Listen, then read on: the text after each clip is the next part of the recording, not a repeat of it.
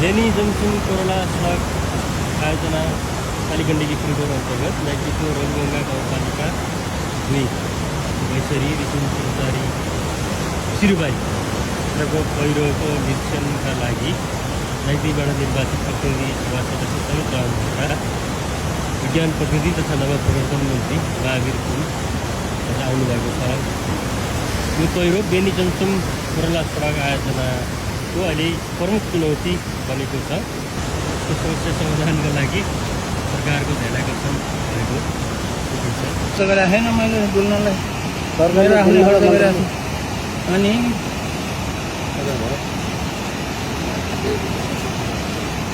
यो आज चाहिँ म्यागदेखि घुमेको होइन पोखरा घुमेको खर्च त उठाउनु पर्यो। प्रदेश सरकारले चाहिँ रासो दर तोक्छ र स्थानीय सरकारले ठेक्का लगाएर नापजाँच गरेर निकाल्न दिन लगाउने। खोलामा चाहिँ पानीमा भित्र छिरेर हाल्न मेसिन हाल्न चाहिँ पाउँदैनहरू। यो चाहिँ नियम अनुसार नियम ऐन अनुसार छ कि छैन भन्ने कुरा नगरपालिकाबाट मेरो आउनु लाग्छ जस्तो अब यहाँ चाहिँ भनौँ न यहाँ कोतल्ने राख्छ। यो कोतल्ने भनेको यो खोलाको किनार कोतल्ने हो। खोलाको किनार कोतल्यो भने गाडी त बसिहाल्छ। पानीले जता जता कमजोर पायो त्यति तान्ने। त्यस कारणले यदि ऐन नियम कानुन अनुसार मापदण्ड के भन्छ सरकार खोलाको किनारमा के कस्तो किसिमले गर्न पाउने भन्ने कुरा चाहिँ तुरुन्तै यसको मापदण्ड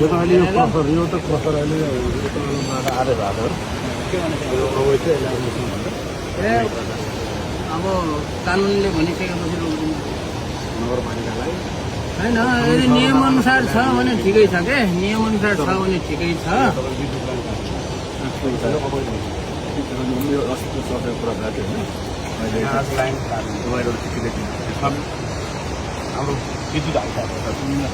होइन होइन नियम कानुन अनुसार छ भने ठिकै छ चलाउने हो। तर यो चाहिँ के छ त भन्दाखेरि खोलाको किनारमा यस्तो किसिमको खोलाको किनारमा थियो नि त। खोलाको किनारमा थियो त्यसले माथि सारेको छ नि त। माथि सार्यो हो त्यो मापदण्डमा परेन। मापदण्डमा पर्ने गरेर माथि सार्यो भनेपछि यो पनि त अब यसरी यही खोलाको किनारमै राखेर खोलाको किनार चाहिँ कोतर्नु त भएन नि होइन र। र अब तपाईँ सिडिओ साहबले भनेअनुसार यो चाहिँ के अरे सर्वोच्च अदालतले बोलिसकेपछि हामी किन बोल्ने फेरि हो कि होइन। उच्च अदालतको निर्णय चाहिँ लागू गर्नु पर्छ। अब यसो गर्दाखेरि अब ठेकेदारलाई घाटा पर्ला। अब घाटा ठेकेदारलाई बताउने त भएन जनतालाई पनि बताउनु पर्यो। किनभने खोलामा खोलासँग चाहिँ खेलबाड गर्ने चिज होइन क्या खोला चाहिँ है।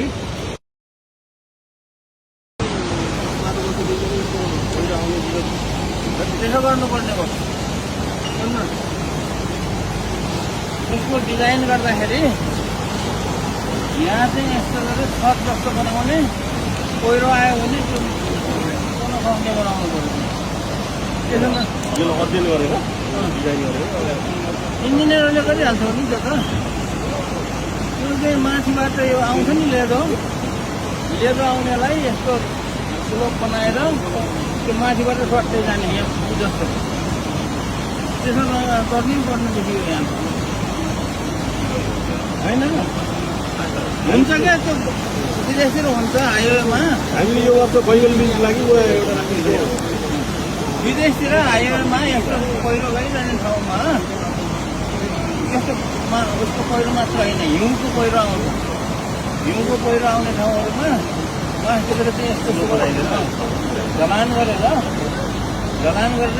स्लोप बनाएर अनि तल त्यसरी चाहिँ गर्नुपर्ने देखियो र यहाँ तल त्यसरी माथि निक्लिएर त्यहाँ खोला गयो भने हुन्छ सजिलो भयो। मेरो विचारमा है म इन्जिनियर त होइन तर मैले देखेको विदेशतिर यसो गर्छन्। त्यस्तो ठाउँमा विकल्प